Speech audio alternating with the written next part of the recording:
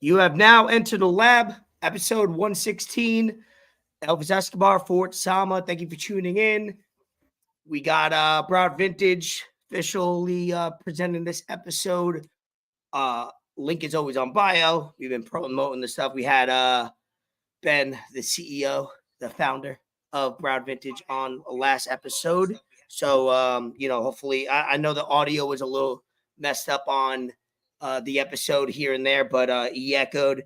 The first time we're actually doing a episode of me and Fort in person, but also having a guest. So lesson learned. We'll know for next time. So the next time we have somebody on, that we have us in person and have them on the stream, that won't happen again.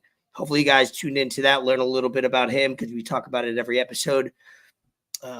Always in vintage. I know Fort was saying now I'm a Florida Marlins fan. I'm happen to shop in a lot of Broward Vintage lately. I'm getting a lot of Florida Marlins gear. So subscribe to this channel. We got over 200 a couple of weeks ago, so shout out to you guys for letting people know about it. Follow us on Instagram at everything's at Into the Lab. But yeah, let's get the week started. We haven't really talked all week, which I like, is my favorite episodes, when we really don't talk for the whole week, because this is the time where we catch up for an hour and a half. But what's going on with your life? This week, obviously, we had UFC, a lot of signings in the NFL. We'll all get into that because there's some good topics, that's for sure. So what's going on in the life of Fort? As I pop my Zim. I personally don't like when we don't talk throughout the week, and then I don't like it either, but yeah. No, you just said you did. I like it for this. I like it for this purpose, but I don't like it for the relationship between each other. Yeah. That's know what I mean. I can understand that. No, I mean my week has been pretty great lately since I got back to Florida. It's been good. I've been enjoying myself. I got a little ticket. Too much, maybe. I got a ticket driving back. Oh, did you? Yeah, as soon as I pulled up to Georgia too. I was so pissed, man.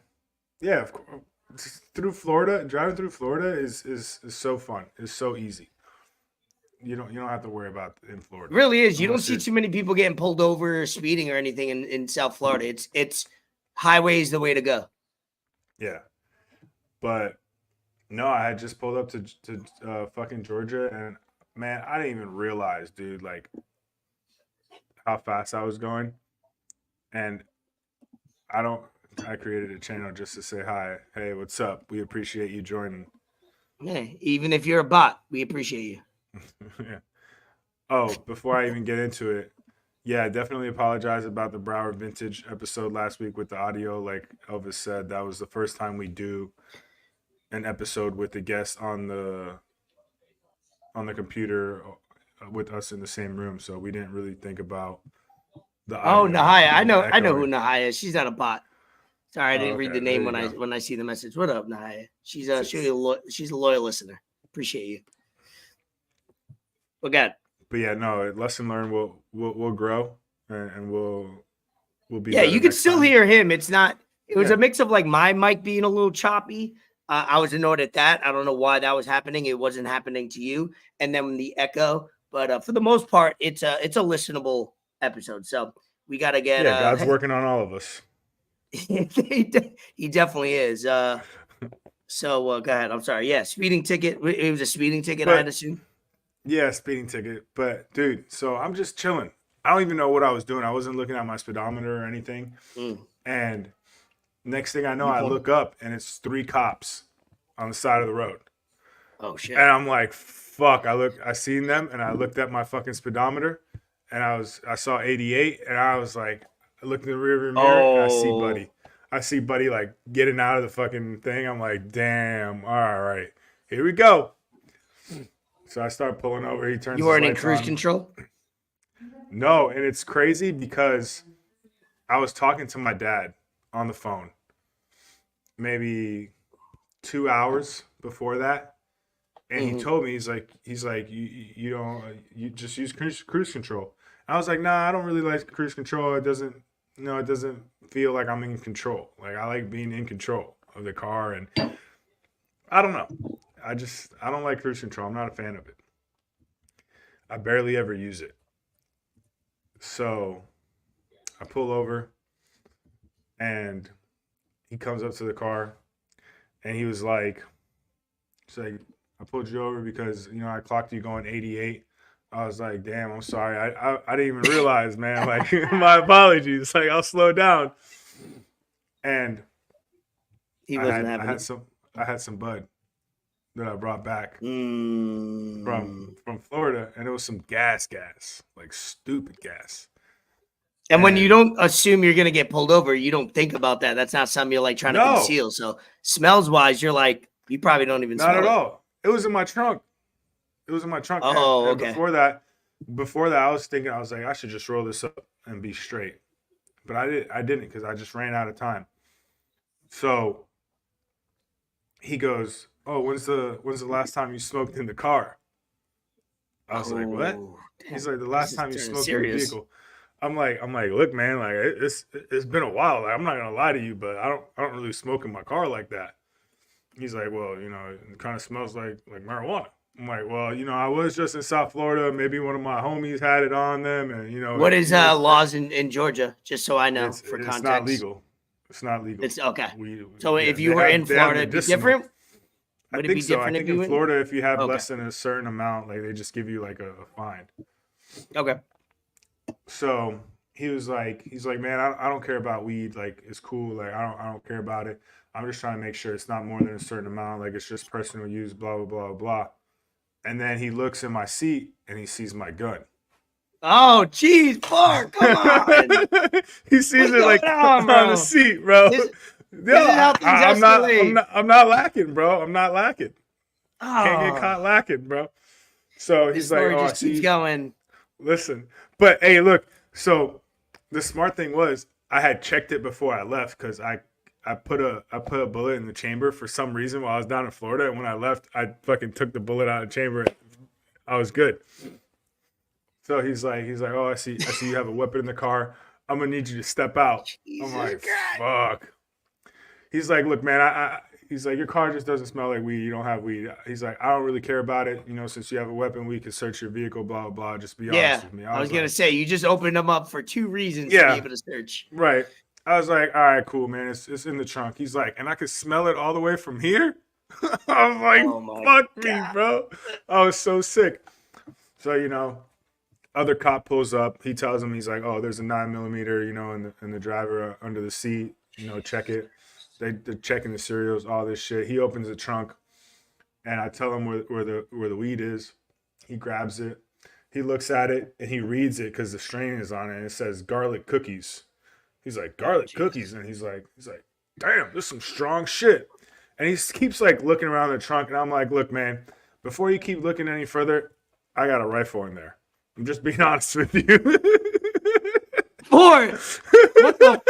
I'm so glad we didn't talk about this all week because you're getting a real genuine reaction. Bro, you're a dumbass, bro. So then he grabs a rifle, and I'm like, yeah, man, like I couldn't pass up the deal. It was an awesome deal at Palmetto State Armory, and the cop's like, yeah, that's where I got mine. Like, I got this attachment on it, this attachment. I'm like, look, man, like I haven't even shot mine. Like, he's like, yeah, it looks pretty brand new. This is a kids-friendly show.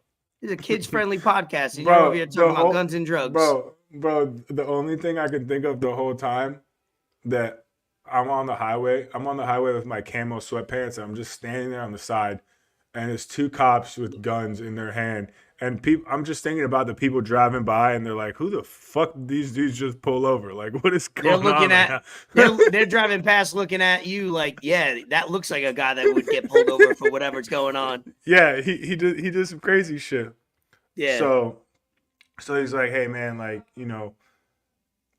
not all cops are bad, blah, blah, blah. He's like, this is what I'm going to do for you. I'm like, oh, shit, he might let me keep my bud. He might let me keep my shit. And the whole time I'm driving, I'm like, damn, I can't wait to get home and fucking just roll up a blunt, bro. I can't wait. Like, I'm fiending.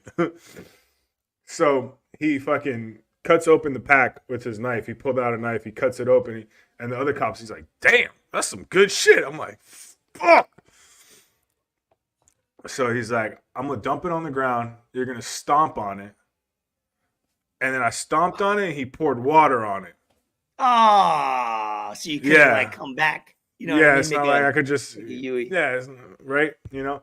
But you do have a nug or two in there. I left you some. Ooh, okay. So you can partake in what is now gone. It's on 95 Appreciate North you. somewhere in Not all Georgia. cops are bad or evil. So yeah, not all cops are bad. And the funny thing is, There when you he go. opened the trunk, he saw my ring light and he saw the mic, and he's like, "Yo, you do music?" I Oh was my like, God. "Nah." Don't I was start like, "Nah, this. man. I got a podcast." He's like, "Oh, you can talk about me on your He's podcast now." he's I'm like, watching "Yeah, right now. I'm definitely gonna, yeah, yeah." He's one of the That's it. 112 people we got watching. We got I was like, "Yeah, we got feds. We got the state police listening now. Thanks. I didn't know that either. You could have disclosed that before telling this story. Oh Now, shit! no wonder we have 100 people watching and Right? Yeah, the whole department's watching. The whole Kingsland department is watching. No, but shout out that cop, man. He was cool. He let me off the hook. It was straight. Yeah. So what was the verdict? I mean, I got a speeding ticket. That's Speeding ticket, that's what I lost got. a little Yeah. bud, and still Yeah. got to keep still got to keep your butthole. You didn't have to go to Yeah. prison.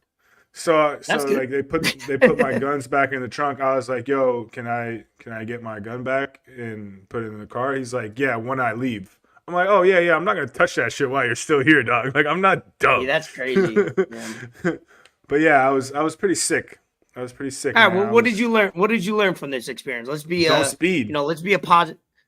I mean, that's one. Don't speed. What else can you learn from this? That's it. Don't speed Okay, because well- speeding was the avalanche. Would cause the whole avalanche effect. So don't speed. Roll up Maybe my shit spray before I leave. Air out your car a little bit. Don't have a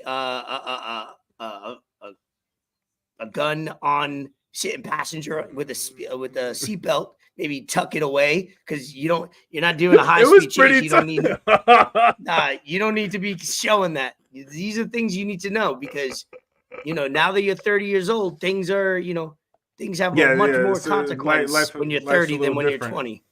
Yeah. Right, So yeah, come on, man. That's Be facts. better is what I'm saying. I'm not gonna lay into you pause too much, Pause, but yeah, pause, be pause, better. pause. You're smart. You're smarter than that. I know you like to act dumb and do some foolery, but that's some things that Some you already know. tomfoolery.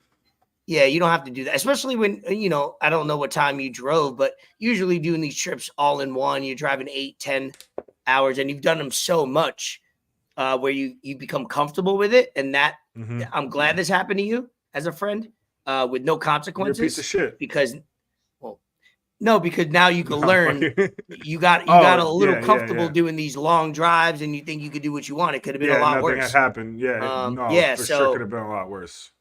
Oh. I wouldn't be talking to Dude. you right now. Dude, as soon as I started pulling off, I emailed the lawyer that helped me with my last ticket, and I emailed him. I was like, "Hey, you helped me with a ticket around this time last year. It's that time of year. I need you again." I was like, "It's that time of year again, man. Please let me know what's following steps to take." He emails me back. He says, "Send picture of citation." All right. Well, for everybody listening and watching, Just don't ride in the car with me. or every time. Yeah, Ford doesn't make too many bad decisions. He had made another dumb decision about a year and a half ago with a weapon, but no casualties, and he happened to be with my dad. No Another casualties. seasoned adult, but some would argue he's not as good with his Oh, decisions like he should be. But I'm glad everything worked out. I did not see that story. I didn't want to tell you. I didn't want to tell you. no, I just wanted to, yeah, I wanted to save wait it for the till we podcast. get- Well, right. everybody, yeah, good. But I'm like I said, glad nothing came about a consequence. Hopefully, you get out of the speeding ticket, and it's a lesson that is learned. And geez, I didn't see it going that way. I thought it was just an innocent stop. Guess No, not. I wish it was. I had a less event. Well, now that we recap these, we try to do these like life in the week in the life of Fort every week, and this is probably the most crazy one that I thought I would ever ask. I thought it was going to be a lot more seldom based on what we talked about right before we got on. But appreciate you being honest. Appreciate you providing some content to the to our page. That's what I'm here for, man. My week was completely the opposite. Went to Panthers game on Thursday. Panthers lost. Great time though. We went with like 6-7 people. We met up with a couple people there. Great time. We went out.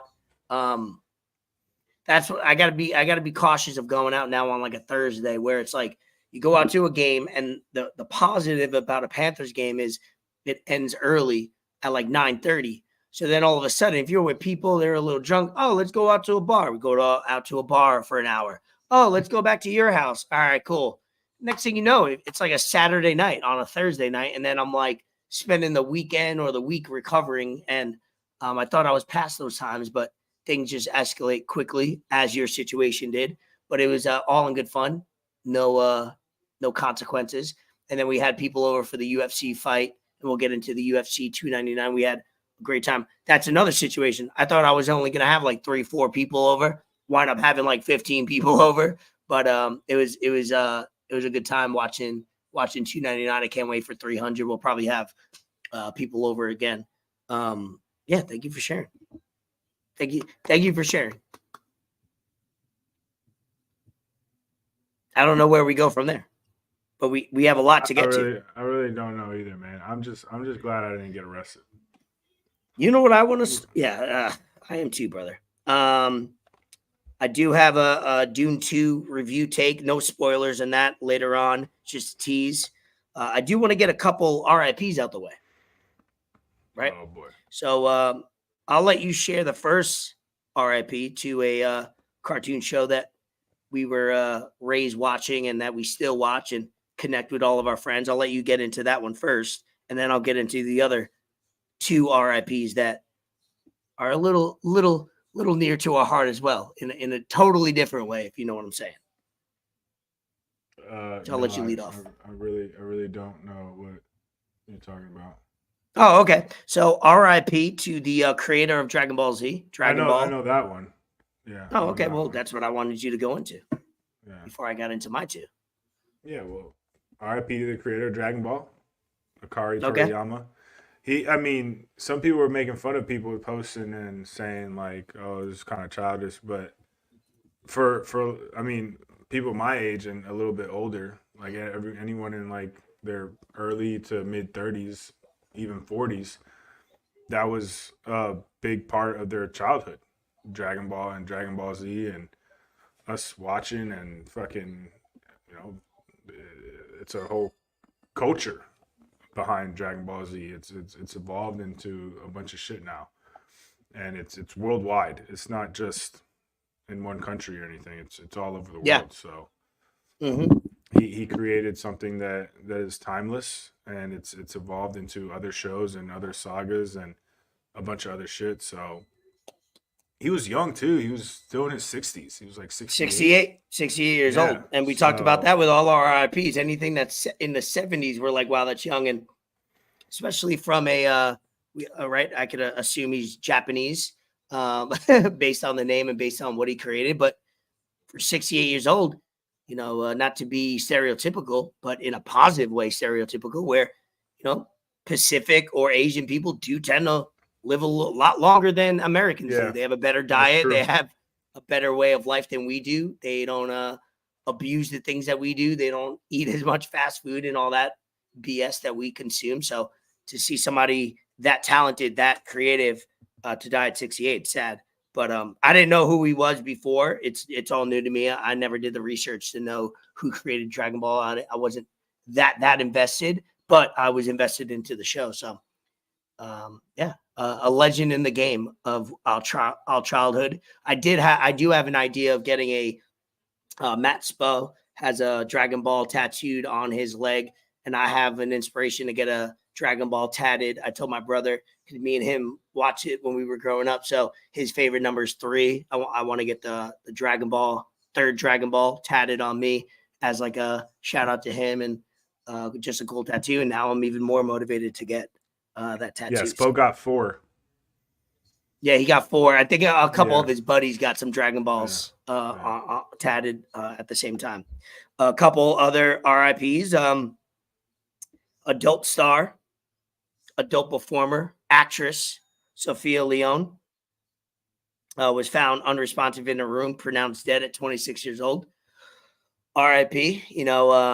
She's not in my top list of all time, but I've dabbled. I've watched her films. I've watched her clips. I've spent some time with her, and just wanted to give that shout out. We don't know if it's spent drug some related. time with her. I don't know if it's drug related. We won't assume that until autopsies come out and things like that. But we could all probably assume that because 2 weeks ago it came out that Emily Willis, another great performer. I think I've spent more time with Emily Willis than I have with Sophia Leone privately. She's in a coma right now. So yeah. Well, and then even before that, another one died. Cagney Lynn Carter or whatever her name is. She died at 36. Oh, okay. Yeah, these and then there was another one I just found out about. What was her name? Damn, she was like an older one. I found out when Kid Rock was on Rogan and he said it. I'll look it up in a second. I don't want to throw myself off course, but these are people that we just like the creator of Dragon Ball Z. We spend a lot of time with these people sometimes, and just to see them go in their prime is shameful. So shout out them, and the adult film industry is a dangerous game. A lot of people to make it a little bit more serious is a lot of people are getting into it at the age of 18, 19, 20 years old with OnlyFans, and probably see a little bit more than I should. Probably trying to cut down on that stuff. Dying too young, they get into a business that leads to drugs and alcohol and abuse, and allegedly they were probably allegedly, and they were probably not well before that, so it only compounds the situation individually. So you don't want to see anybody talented as those humans that we just named go too soon, and in different ways. We hope that Emily Willis comes out of that coma and she learns, she grows, she gets better, and then she hops back in that driving wheel, and I don't think she will. And she does. Oh, you don't. Never mind. Okay. No, I don't. I thought sometimes a major step back, major comeback. Nah, I don't. I mean, there's definitely some shady stuff. She'll be more in demand. She'll be more in demand. No, I feel like she's definitely in demand now. It's like artists, once artists die. Yeah, like, let me go watch her. Like, probably, like she's in a coma right now. Let me go, like, check out her work. That makes sense.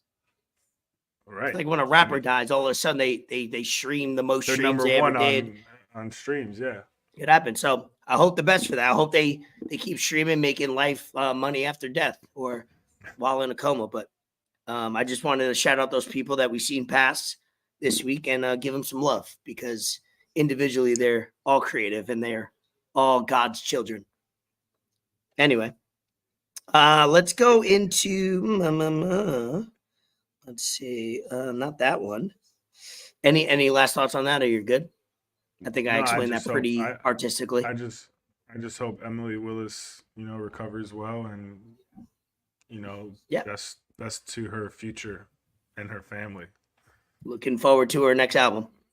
Absolutely. I don't think she's gonna drop one, dog, for a while at least.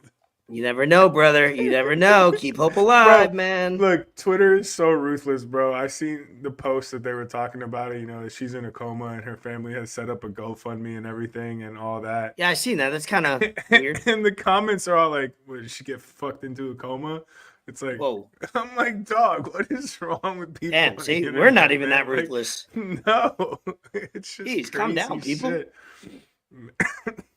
But the people that be saying that are doing way worse stuff in their personal lives than they are. Yeah, they're or on the opposite end, they got way too much time and they're probably a big fan. So, unfortunate. Let's jump into some combat sport news. Mike, it was announced, big announcement. I want to hear your take on this because, like I said, we didn't talk about things that were coming across. I was sending you some stuff just to keep up to date. Breaking news. What was that? Thursday, I think, or Wednesday? Mike Tyson, Jake Paul fighting on Netflix. So tired of this shit, bro. It's gonna be. It's going to be big. Mike Tyson is learning that in his 50s and 60s, how old he is, he's still chasing the bag. He's still marketable. He's gonna make money, and Jake Paul is not afraid to step up and do something new. It's going to be on Netflix, which is going to be huge because they're starting to do more live events and more, they did Chris Rock last year, and that was a big event. WWE just signed to start doing Monday Night Raw in October, which will be live every Monday night as it's going on right now, as we're recording on Netflix. So I think Netflix is going to start doing some live shows, different events. What's your take on that? It's obviously a money grab, but I guarantee you everybody's going to tune in. Everybody's going to watch. So it's not all bad, right? Dude, it's just if Jake Paul wants to be taken seriously as a boxer, he needs to fight a legit boxer. And it's not, you can't call Tyson a legit boxer now. This man's 50. He's about to be 58 by the time of the fight. And dude, Tyson was a heavyweight. Jake Paul weighs like what, 170? No, he's got to weigh more than probably that. Less. No, okay, yeah, that's true. He weighs like 180, 190. I pound for pound, it's not an even fight. We know that, but no, it's not an even fight no matter how you slice it. He just had a fight against some dude who sucks. Doesn't have a winning record, I think. Knocked him out in the first round. He's fighting all these washed up people. He fought Nate Diaz. He fought Anderson Silva. He fought, he Jake Paul's 200 pounds, 6'1", 200 pounds. Yeah. He fought, what's his name? Nate Robinson on the undercard of when. That was when he was starting out, no? Tyson went, but that's when Tyson fought. Who did Tyson fight in the exhibition? Roy Jones? A few years back. Yeah, I think it was Roy Jones, yeah. And it's just dumb, bro. I don't like it because it does, like, Brad Vinter said, it brings attention to boxing, but it's not the good attention. It's not the right attention. Like, boxing's just, it's in a bad place, and there's a lot of money, so it's really rigged. It's easy to sell fights. It's easy to, sway fights one way or another with the amount of money that there's in it. And yeah, he would rather that than lose and be serious with it. I don't know, bro. Like, Tyson said he's going to take it seriously and actually perform, but that's what everyone says when they fight Jake Paul. Yeah. And then they get a $20 million or $10 million bag or whatever it is, and they lose. Like, I don't know. You can't tell me that Anderson Silva is not a better combat athlete than Jake Paul. Yeah, Jake Paul takes it seriously and he does what it is, but when he goes out there and actually fights, when everyone sees him, it's not serious. I'm not taking him seriously actually fighting someone. He might take the craft serious, but he's not really showing it on a national level. He's fighting washed up motherfuckers. Yeah, there's a few parts of this argument that we could talk about where it's like the heavyweight division with that's our next topic in a second, where there are heavyweights. The heavyweight division to me is just like baseball. It's like one of those dying breeds, but America always came around baseball for hundreds of years, and then for boxing for the last 70 plus years is you got Tyson Fury, you got Wilder, you got Joshua, you got NGANNOU now, crossover from MMA. Like I said, we'll get into that fight in a second. But heavyweight is a lot more. There's only 4 or 5 people that you watch heavyweight wise, and then you got more of the lighter guys. Who are some of the Hanley? Who are some of the Haney? Devin Haney. Haney. So who are they? List them off for me. Haney, so you got Tank. Javante Davis. You got Shakur. Shakur. Who are the Crawford. other couple? And then who's the other fight coming up in April? You got Garcia, Ryan Garcia. That's a whole other crazy topic. That's a whole nother topic we'll get to probably right now. Garcia's if you want to. Haney. That's gonna be a good fight, and they're both young. They're 26 years old, so they are probably the only chance of moving the sport forward. Obviously, Canelo still has his fights. He's gonna fight again, but he's already established himself as. I don't think anybody expects him to lose. And in boxing, he'll eventually lose, I think, because he'll just start to take on fights and for money, and that will happen, and that'll be big news. But those are the guys that are going to try to push the boxing industry forward. Another thing that kind of just doesn't do it for me with boxing is Floyd is undefeated. He retired undefeated. He retired 50-0 or 51-0, whatever he is. And I feel that the boxers we have now, the generation we have now in boxing, everyone's trying to chase that. Everyone is trying to chase an undefeated record. So they don't take the fights that they should. They don't take the fights against good competition, against someone that, hey, you may lose. They take competition against fighters that they know they're better than just to keep an undefeated record. Whereas in the UFC, you don't really see that. You just see people scrapping. You see everyone wanting to fight, which is why not a lot of people have an undefeated record. Khabib was one of the only ones. I think, he retired 29-0, but even in his instance, he didn't fight the cream of the crop. But boxing, man, it's just, don't get me wrong. Whoever does boxing, all professional boxers, all of them can fight, all of them can scrap. They're all whip my ass. I'm not saying that. But I'm saying as a draw, as trying to get a casual fan into boxing nowadays is tough. You really need a Tank. You need a Ryan Garcia. You need a Canelo. And you need like a Tyson Fury. Like, I mean, I was at work, but I didn't even watch the Anthony Joshua and Francis Ngannou fight. Yeah, shout out Dre for. I probably wouldn't have either if I wasn't at work. I would have done something else with my time, to be honest. Yeah, shout out Dre for texting me. We happened to be talking. He was like, "Hey, they're about to square off," and I had no idea. If he didn't text me, and I maybe went on Twitter, I would have found out. But he texted me right before they went on, like 30 minutes before, and then I tuned in.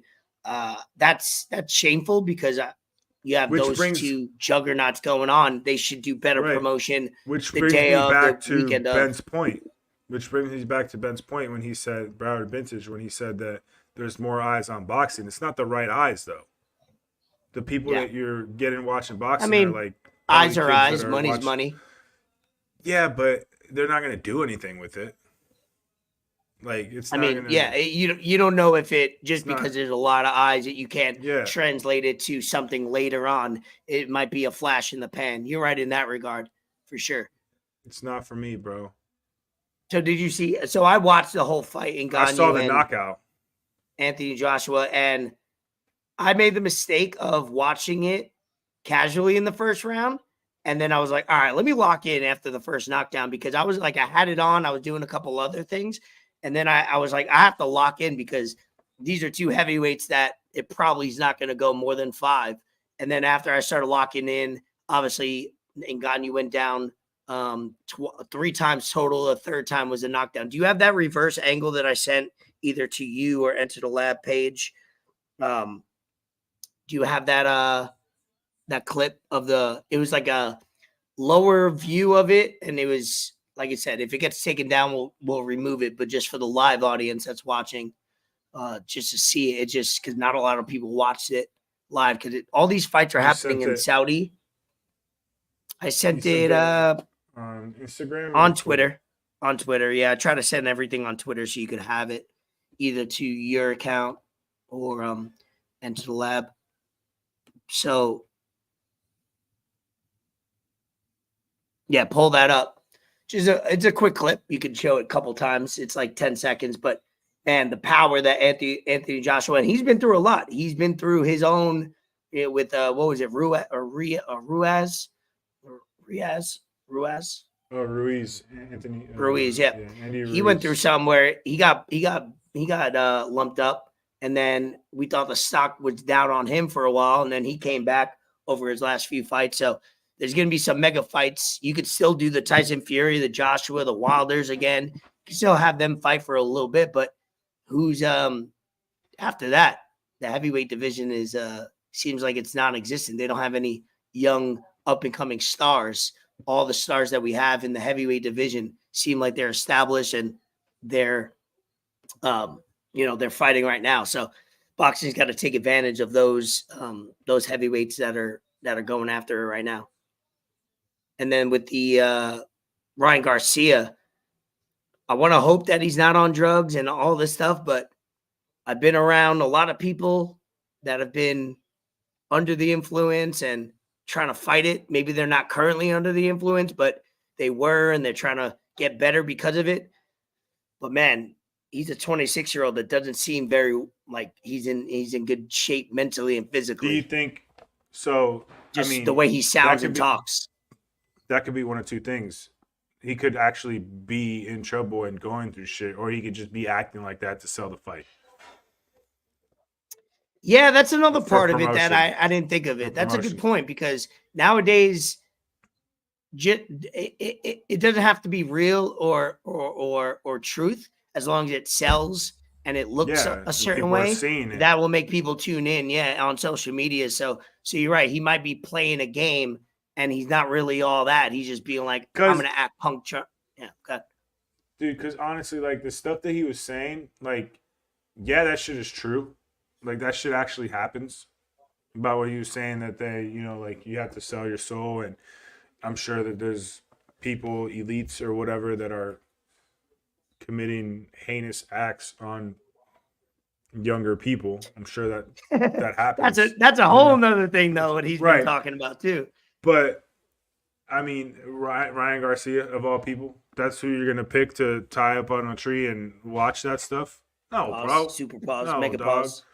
No, that's not someone that you're gonna pick for that. So nope. I mean, is he on drugs? Yeah. Has he done them? Is. Yeah. Is he on them now? We don't know. We'll see when that fight happens. We'll know right away. Who's his promoter? Who's his manager? De La Hoya. De La Hoya. Did De La Hoya do drugs? I mean, post career and over the last decade, he's been Rhea Ripley's at this time. I'm distracted. Oh God. Yeah. So, my mom always used to tell me who you hang out with, I'll tell you who you are. Yeah, that doesn't help. But do you have that clip that I sent you, or you can't find it? No, I can't find it. I'm on the Instagram. Yeah, if you can send it to me again, I'll share it. Maybe it got deleted. I have this one. This might be the one you're talking about. Yeah, show something. Show anything. But I'm kind of glad NGANNOU got knocked out. I'm not even gonna lie. Yeah, I think this might be it. Boom. You can hear it.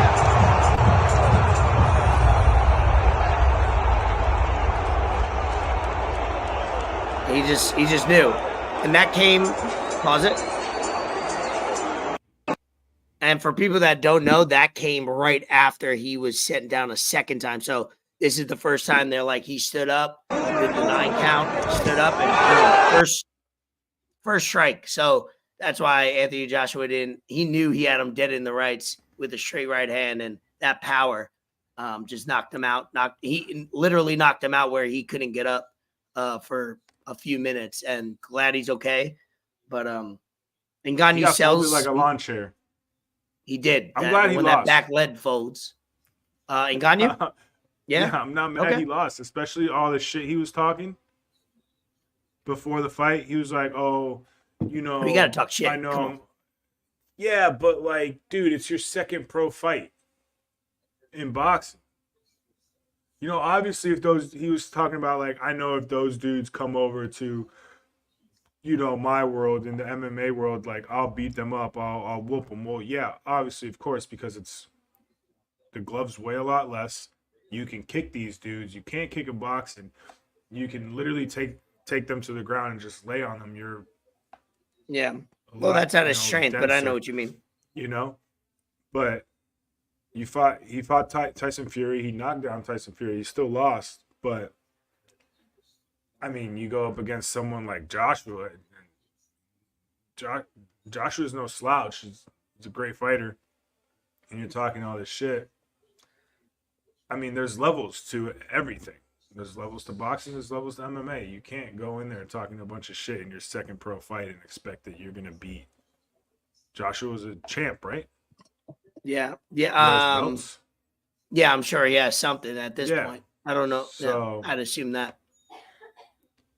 I mean, it's just, I don't know. We're gonna get some good fights out of it. I think Ngannou's stock is down, but it's not out. Meaning, I think people still pay or watch. They just got to do better job at promoting it. I've seen it all over. I've watched a couple of shows today that most people that pay attention to fights like this didn't even know it was going on until either somebody like even in my case, somebody sent it to them or they happened to see it. They didn't wake up Friday morning going, wow, I'm going to watch this fight tonight. They had no idea what was going on. So bad on them. It was on a Friday night because it was in Dubai. Mm-hmm. Or something like that. Yeah, that's where the money is. I think I'm eating this fire ass guava cheese coffee cake from Publix right now. Do you think you got 10% off that? You paid, right?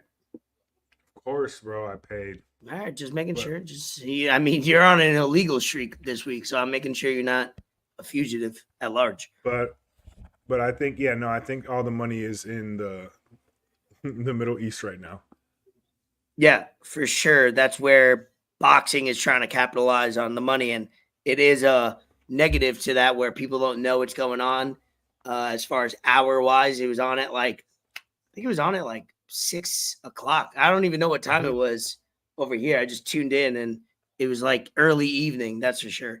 Did we cover all that boxing wise? Yeah. So obviously we got Tyson, Jake Paul. Sorry, that will happen. I think it's in June, maybe June, July. Yeah, June. I gotta look that up. End of June. I mean, it's cool that it's live on Netflix. That's cool. Yeah. Right? You don't got to pay for it. You don't got to. It's not a pay-per-view. Stream it. Right. Not legally. So that will be available for most human beings in the world. And then we got some other fights with obviously the Garcia and Haney. So we'll have some good things going on. But the one thing that took the weekend by storm was UFC 299, a stack card.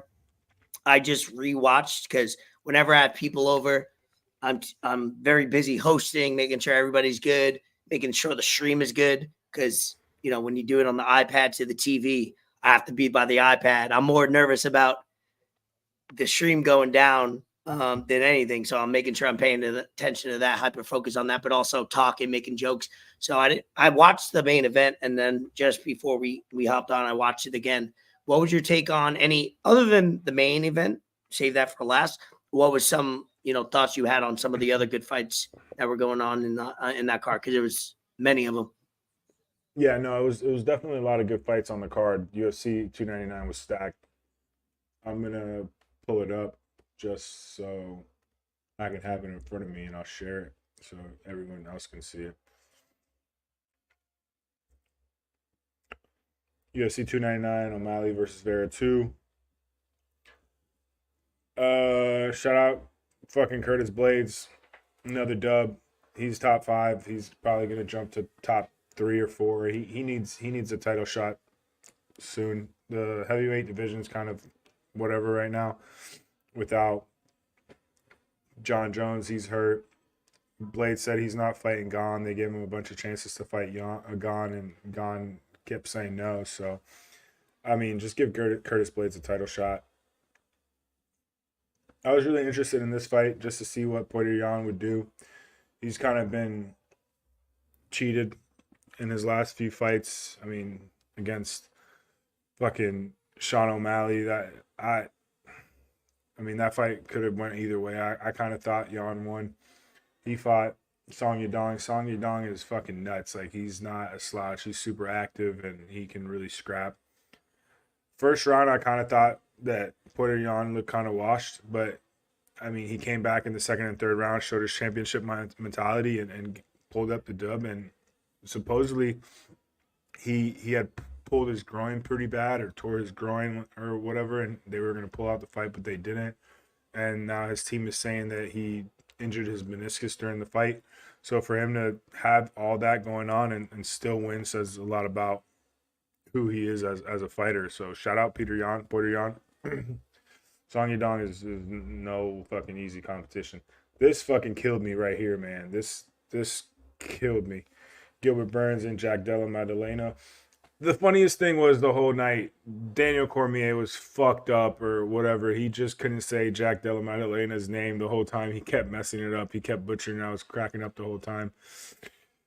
But man, Gilbert Burns, bro, he trains with IHP. He was fighting out of Boca Raton, man. It's just, it was sad to see him get knocked out that way. And, you know, he's been through a lot. He had a bunch of injuries in his last fight against Bilal. And, I mean, Burns doesn't turn down a fight from anybody. He's a gamer. He fights whoever they put in front of him. But JDM is a crisp boxer, dude. Crisp boxer. And he could really fucking throw his hands. And he showed that. Like, Burns would get, like, a punch, like a jab off. And JDM would just come up with a nasty combo and just...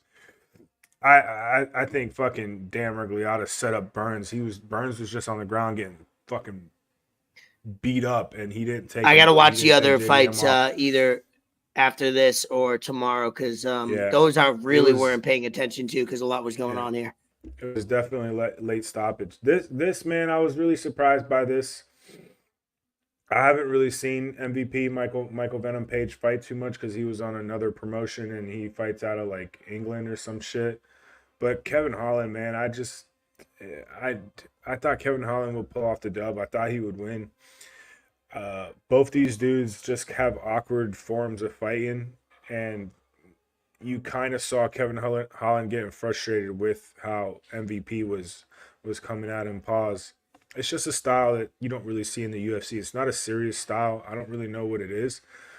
But it's going to give a lot of people in this division fits. It's going to frustrate a lot of people just because of how he is, and he likes to like showboat and talk a lot of shit. So kind of seeing Kevin Holland struggle with that. You don't really ever see Kevin Holland struggle with showboating. He's the one that's doing the showboating. I think that also got in his head a little bit.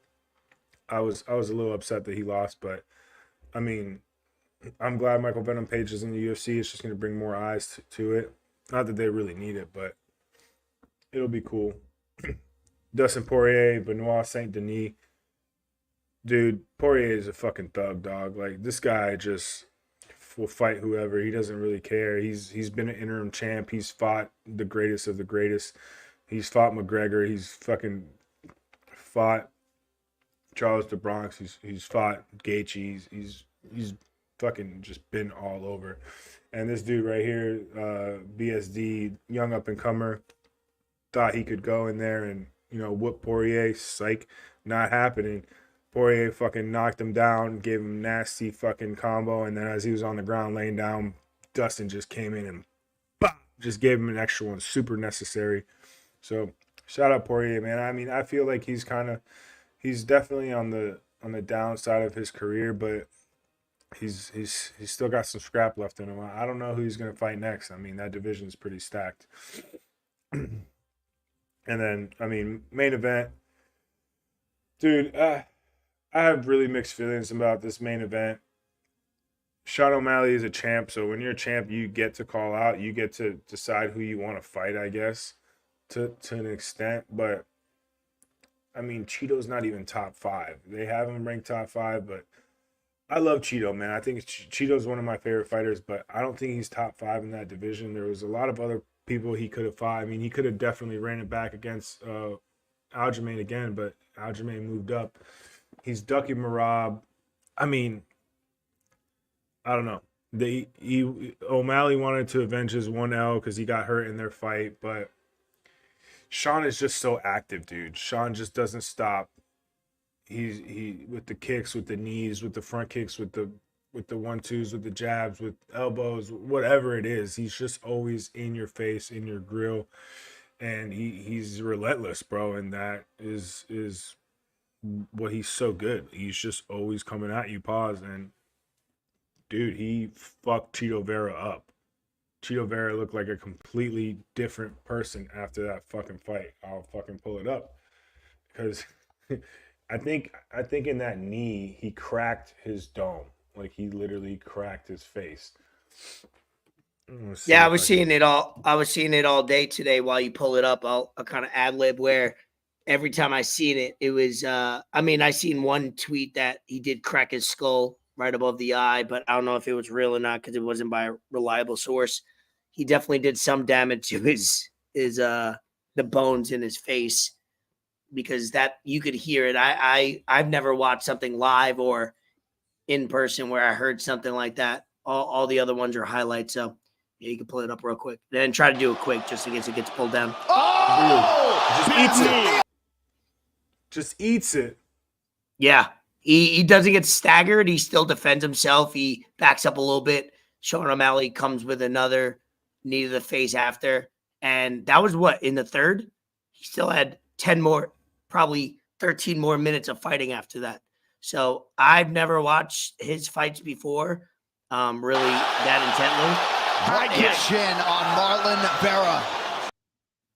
Stupid. So obviously I'll watch the next fight he's in any day. And that's the difference between UFC and maybe boxing or anything else. Sounded like a bat hitting a watermelon. It was as clean a knee as you'll ever see. Yeah, Joe Rogan put it very well. Just eats in it, UFC, dude. That's the thing about UFC is you could lose and you could win in a loss. And as a WWE fan and as a wrestling fan, is you always try to, when you have matchups that you want a guy to lose, but you also want him to win, you set it up in a certain way, obviously predetermined, because we didn't use the fake word on this podcast for that.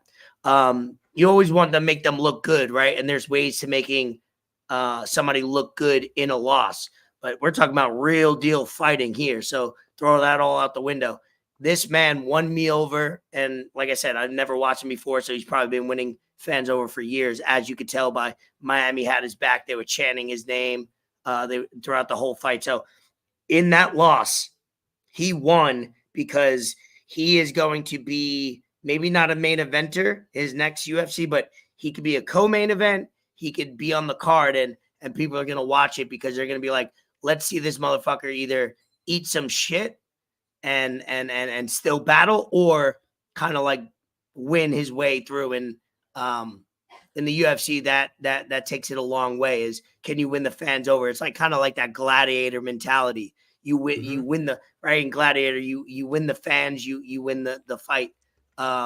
So he definitely won in that loss. As far as somebody like me that has never really watched his fights too intently, yeah, I'm excited to watch his next fight. That's for sure. Whoever it's against. Yeah, no, Cheeto's a gamer. I love Cheeto. This shit's so good, bro. Dude, Publix is such an expensive place to work at. I tell you, man. I be checking people out and I see some stuff that they're buying and I'm like, damn, I'm about to go buy that. I'm eating some guava cheese coffee cake. $6. Good for you. On discount, $6? No, it's $6. I don't get discounts. All right, well, that's our UFC boxing. I thought it was rarely do we get a weekend of a lot of boxing news, boxing fights, and then some UFC main card that was unbelievable. On paper, one of the best UFC cards of all time, 300. We'll see if that lives up to the hype. That's in Vegas in about 1 month from now. I have it written down in my planner to April make sure 13th. that, yeah, I'm going to be locked in on that. Let's see as far as news. Not that one. Not that. We'll talk some movie stuff. Obviously Dune 2 has been out for over a week, maybe let's call it 2 weeks now. And it's captivated the entire world as far as highest IMDb scoring of all time, above a 9 or above a high 8.8. Gross wise, it already did the money. I mean, it was different. Dune 1 came out, part 1.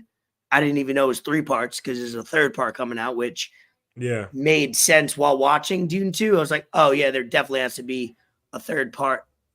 I'll give my take on it with no spoilers because I don't want to be that person. But going into it, a lot of hype. I seen it Tuesday matinee.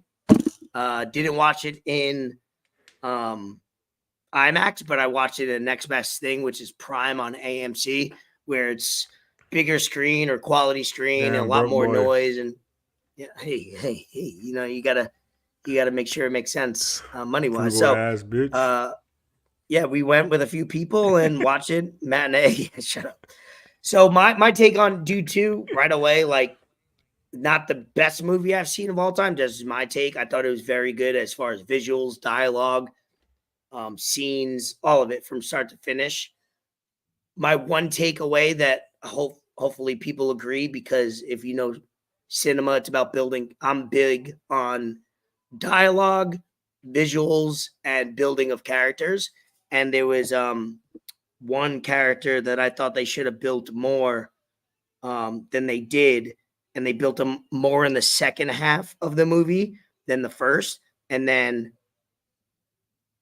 like, no spoilers, so I'm trying to tread lightly. I'm trying to make sure I phrase things the right way. There was a character in Dune 2, and I'm going to kind of name him and pull it up because I want to make sure I get the actor's name. So Austin Butler, he was in he portrayed Elvis in the movie a couple of years ago. Did a great job with that, and he played, what was his name in the movie? I don't even know. Let's see.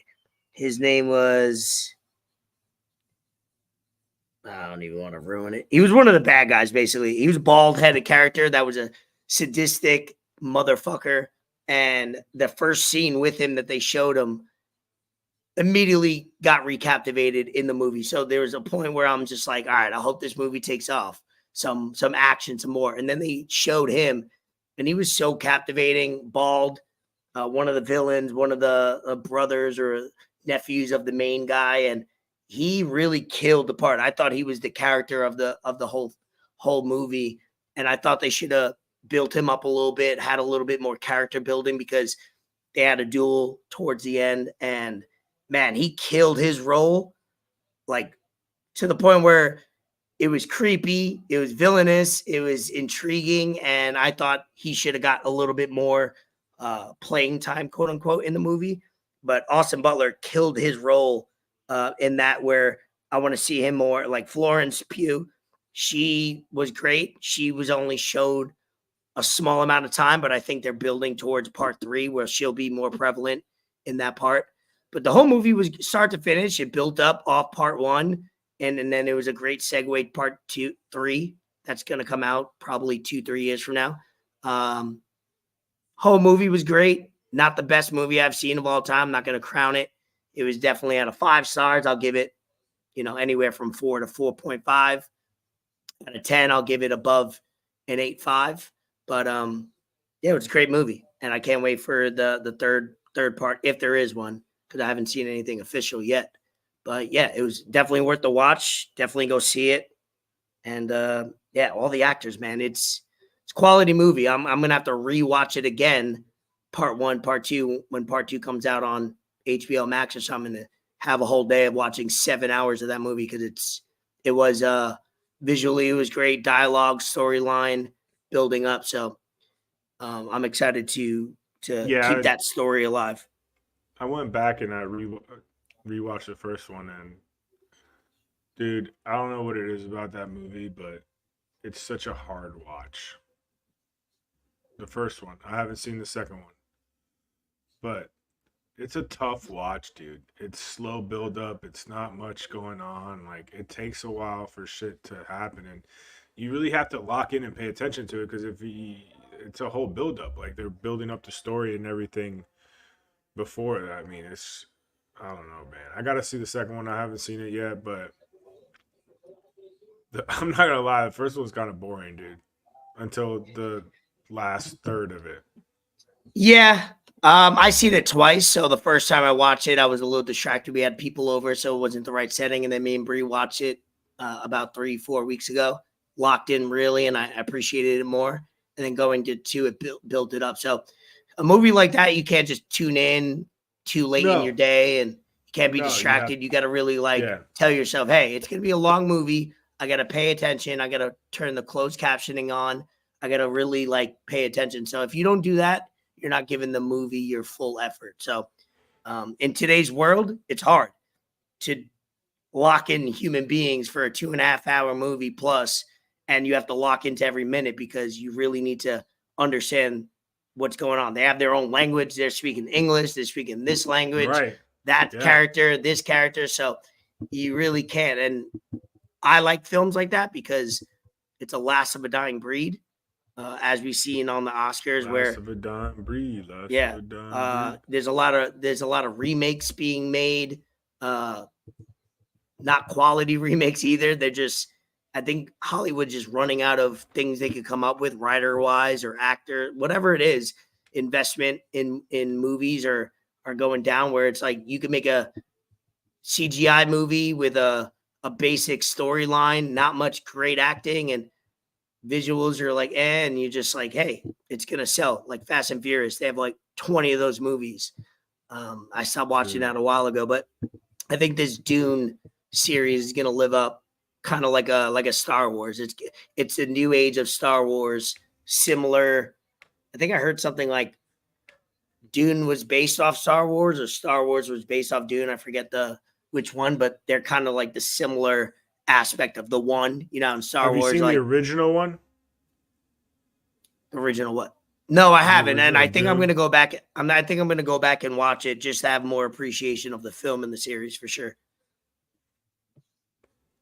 I have not watched it, but I will. Yeah, no, I haven't either, but I don't know. I mean, like you said, it's one of those movies that you can't watch at night in a dark room when you're tired home from work, because you're not going to finish it. You're going to fall asleep and take a nap, and you're going to wake up, and Buddy's going to have his hand in that box. That old lady's talking to him, and you're going to be like, what the fuck is going on? So yeah, you got to, say that because that's what happened to me. Yeah, so you got that's why sometimes you got to watch movies based on recommendations from people you trust. That will put you in the right setting. So like if you ask me, I would say exactly what I just told you. Watch it in a good setting by yourself or with somebody that will lock in with you and take it sober. Not drunk or high. You have to stay on the movie tip. Obviously Oppenheimer, we talked about that film on this podcast. I watched it when it came out in July in Myrtle Beach, actually, while I was on vacation. I went to the movies during the day. I knew right away what type of film it was. I'm very big on war movies. It's not a war movie, but it's about obviously World War II and America, the nuclear bomb, and Japan and Germany and all that. And I'll watch any movie that has to do with that plot just because it's so fascinating. I knew what it was before. I was hyped up before it. Christopher Nolan finally got an Oscar. What's his name? Won Best Supporting Actor for that. I think they had like not a clean sweep, but they had Best Supporting Actor, Best Actor, Best Movie for Oppenheimer, and they killed it. They basically swept all that. Another movie that I need to see that won some Oscars was Poor Things, that I had on my list that I didn't get to see, which Emma Stone. I got to go see that too. Robert Downey Jr., was the one. His come up is real. Robert Downey Jr.'s story is crazy. Facts. Where 30, 40 years ago, gets addicted to drugs, gets a charge, goes to jail, comes back, does some, acting in some smaller roles, and then all of a sudden lands Iron Man, which probably wouldn't happen now with the way social media is. You don't go from that down to filming in Disney and Marvel and all that. So that's probably a last of a dying breed there. But shout out Robert Downey Jr. He killed it he was like, it's weird to say he was a villain in that movie because there was a lot of villains in that movie just because of how catastrophic that time was. But he did play the bad guy, quote unquote, in that, and he killed it. So shout out him for not only the story of how he was able to build up his career from down in the dumps early on to what he's become now. So I love that. So anything on the Oscars that you've seen highlight wise on Twitter or anything like that? John Cena being naked, that was funny. Weird also. No. Okay. I think that's pretty much it. Yeah. I mean, then the last topic we got is NFL signing day, free agent signing day. I want to hear, as most of our fans or most of our viewers are either Dolphins fans or Giants fans, stuff like that. What's your take on the signings that you didn't make, that you did see? what was your, because it was a big day, a lot of free agent signings today that are still going on now. So as a Miami Dolphins fan, I'll let you get your few minutes of depression and renting. I mean, it's just the same shit, just a different year, honestly. I really wanted to keep Christian Wilkins, but I knew we probably weren't going to be able to afford him. I don't know why he went to the Raiders. I don't think the Raiders are good. I don't think the Raiders are going to be playing for any kind of postseason accolade. No, They could be. Raiders suck.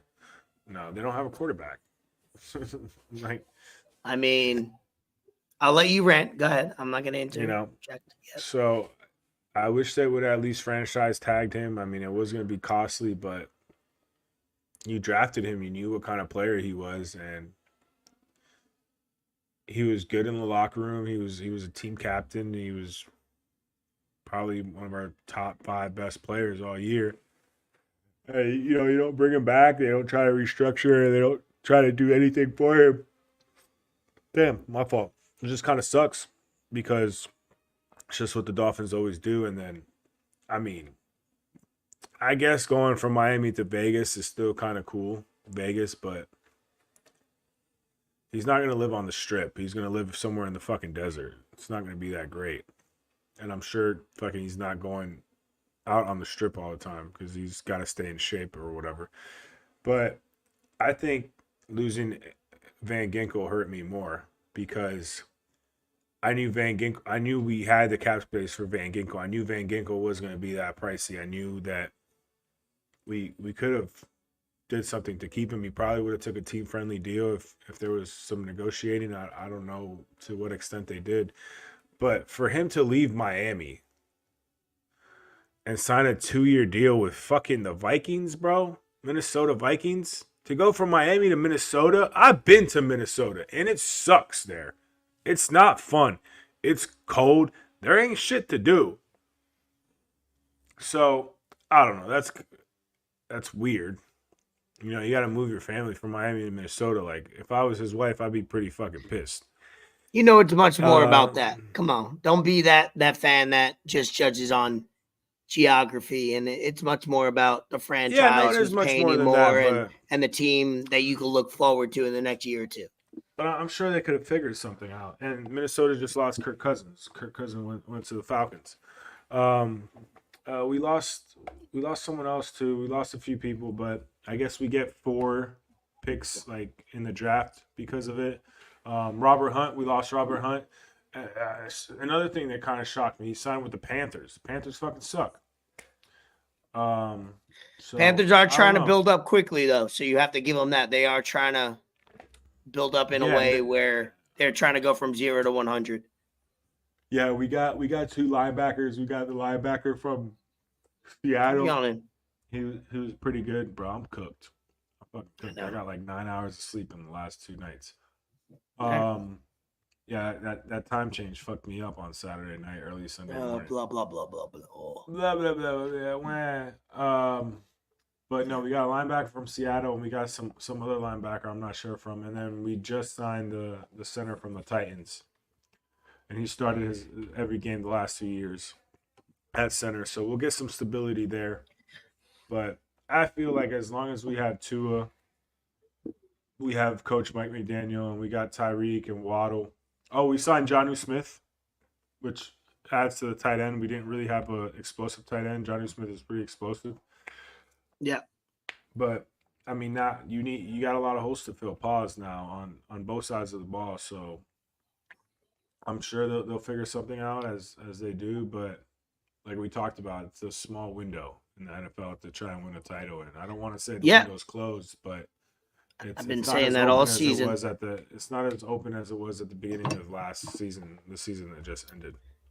Yeah, I've been saying that all season, not in a negative way to, you, Vito, and Dylan, who are my 3 go-tos as far as diehard Dolphin fans, is not to be negative, is you got a small window in the NFL, and my team, the Giants, won in years that they didn't have that window because they didn't expect to win.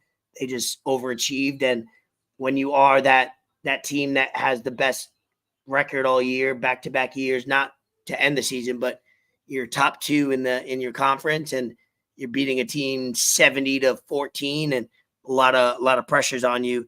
You do have a small window because the better you do, the more money these guys are going to want. And to make your point on Wilkinson is similar to what I've seen with the Giants, where you draft a guy in the first round, he lives up to the hype that you want him to, and then you don't re-sign him. I don't like that as a franchise decision.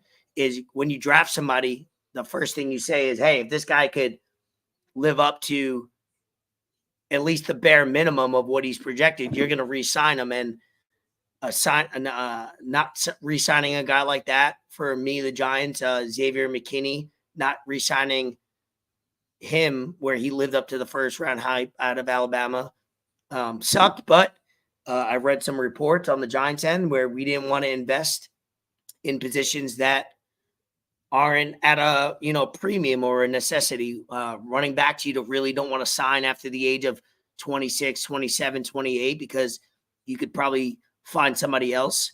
But the Giants did sign a couple offensive linemen today. They signed Brian. Who was it? Brian. See, I'm already forgetting the name. Brian Burns out of Carolina. We traded for him and then gave him a new contract. So now we got Burns. Shout out Broward. He's from Broward. Now we got Thibodeau, and then we got Dexter Lawrence. So the Giants' philosophy, I think, on the defensive end is get it all up front, get it on the level, the first and second level, and then the third level is we'll figure it out there. Obviously, Saquon goes to Philly. Xavier McKinney goes to Green Bay. What else was there? Kirk Cousins. Coming off the Achilles. The Achilles, yeah. Josh Jacobs signs with the Packers. They let go Aaron Jones. It's fucked up. Kirk Cousins to the Falcons. There's a lot of movement today, and it was NFL's turned into the NBA with this type of stuff. A lot of movement, a lot of deals that when you got a guy for 3 or 4 years, that fourth year, that third year you sign him to is non-existent. So in the NFL is different from the NBA. You sign a 3-year deal, it's really a 2-year deal. Sign a 4-year deal, if you're not a quarterback, it's really a 2 or 3-year deal, because based on your position, they're going to cut you. You already gave the guarantee money. We see Russell Wilson now at the Steelers. So a lot of movement in the NFL today, and it's good for the NFL because it gets the buzz going.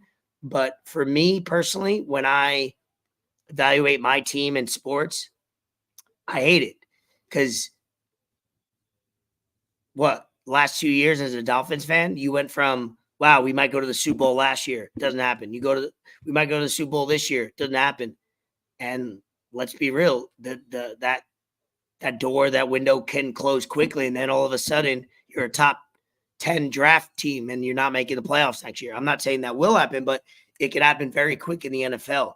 I don't like that. That's why I thought about it today before we came on. And that's why I think I gravitate more towards NHL, because I've been watching the NFL for my first full season, start to finish, or at least right now.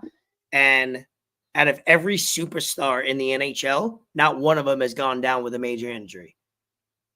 You know what I mean? So it's like you're getting to watch the top players in the league the whole year. On the Panthers, we started off the year with injuries, and then we got healthy, and then now nips and cuts, and maybe a guy's out for a few games or a couple of weeks, but there's no like Achilles injury, torn ACL, all that stuff. And obviously it's a different game. I'm not relating that to NFL, baseball, or basketball, but in those other 3 sports other than the NHL, your season could be done the moment that one player gets hurt. NFL quarterback, that one player, LeBron James, goes down, Lakers aren't winning. John Morant, Memphis, now they're going to be a lottery pick. So that's why I'm gravitating more towards, as I get older, to the NHL, because I love the sport because it's new. Love the sport because becoming a Panthers fan and doing all that. But you're not defeated the entire year because one person gets hurt or something goes down. It's a totally different game. So I've gravitated towards that sport a lot more this year, and I think it will continue that because it's a lot more consistent of a game. It's very unpredictable. I know I sound like it's like a paradox where it's predictable as far as not a lot of injuries and consistency, but it's also you don't know once you make it to the playoffs, any two teams can make it to the Stanley Cup, which makes it fun as well. So any team, all 16 teams that make the playoffs have literally a shot, as the Panthers proved last year by making it as an 8th seed. So, yeah, the NFL, man, it's big. The Giants, Daniel Jones is in question, so our whole franchise is in question. If Daniel Jones is healthy and he has a not even a great season, a good season, now we have hope. But guess what? He's coming back from a torn whatever knee, and now we don't know because we don't, we signed Singletary, who's a very consistent running back, after we let go of Barkley. But I just need more consistency in my life as a sport fan because I've put too much emotion. So maybe the emotional part and the all or nothing is like dying inside of me, where I just want to watch quality, consistent sports, competitive sports. And baseball, for example, today, Garrett Cole all of a sudden got to get an MRI on his elbow. Usually when you get an MRI on your elbow as a pitcher, it's not for nothing. Good. It's either you're out because you got to get Tommy John, you're out for a year and a half, or you're shut down for 6 months. So already we're in spring and the Yankees don't know where they stand with their Cy Young Award winner. And if we don't have Garrett Cole as our starter, we're done. Like, there's no way the Yankees might make the playoffs, but we're not going to take off as much as we should. So it just sucks. Aaron Judge got hurt last year, and we couldn't recover from that. We didn't make the playoffs. So I will say, man, hockey's always there for you. Yankees suck.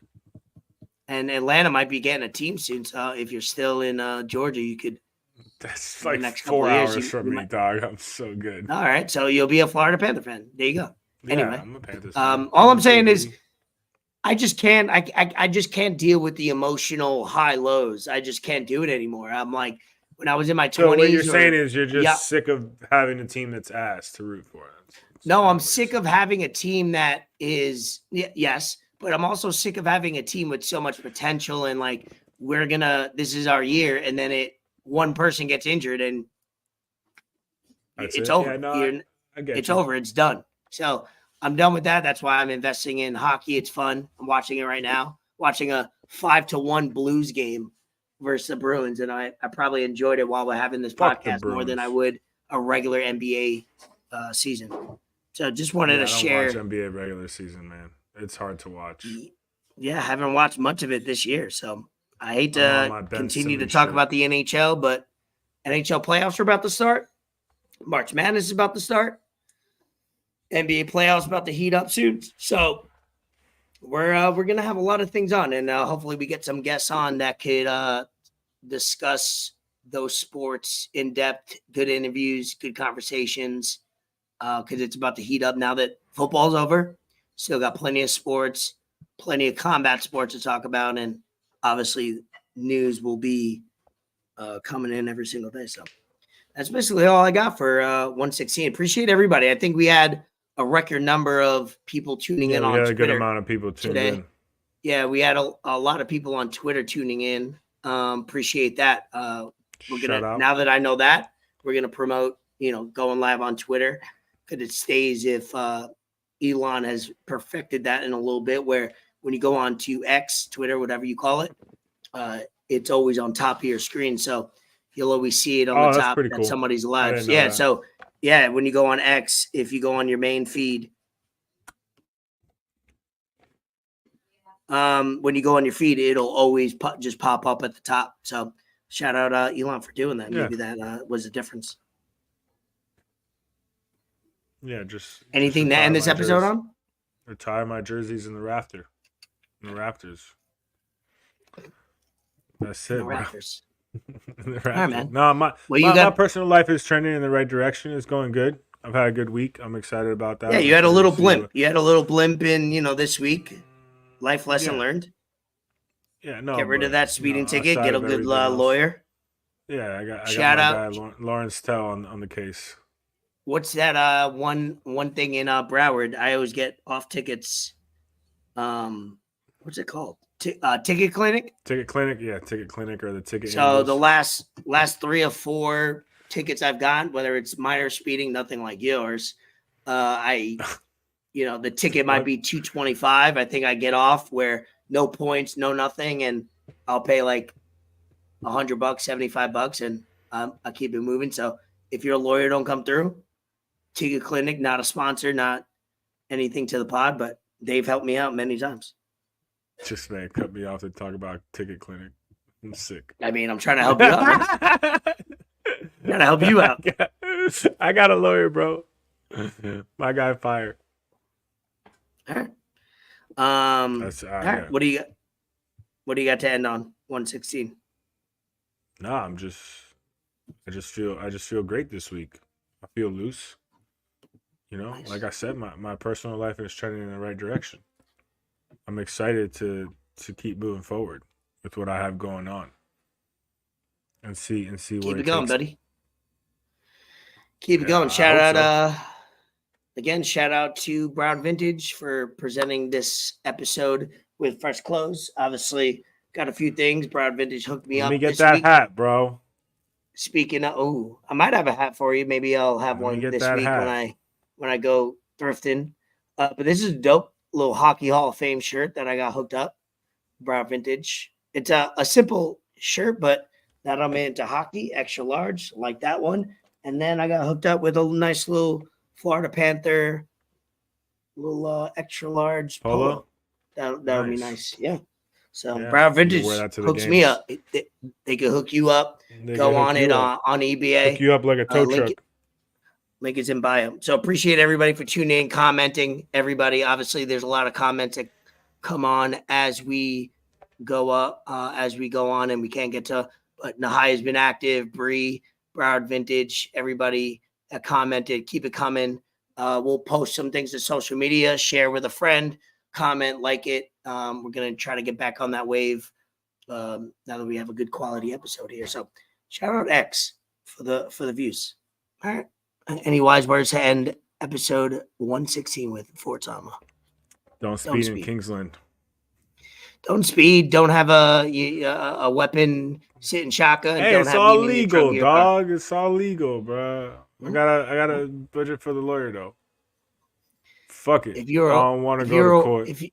If you're a white Fuck boy it. named Cody, I'd be Gotta- saying a lot more funnier jokes, but He got a budget you for probably the lawyer should. though. You probably should have got locked up. Oh yeah, if my skin was like 2 shades darker, I probably wouldn't even made it to jail. Yeah. All right. Well, anyway. There's a gun in the car. Brad- Pop up. Episode 116. Elvis Escobar, TORIYAMA. Enter the lab. Exit the lab. Peace, y'all. Appreciate it.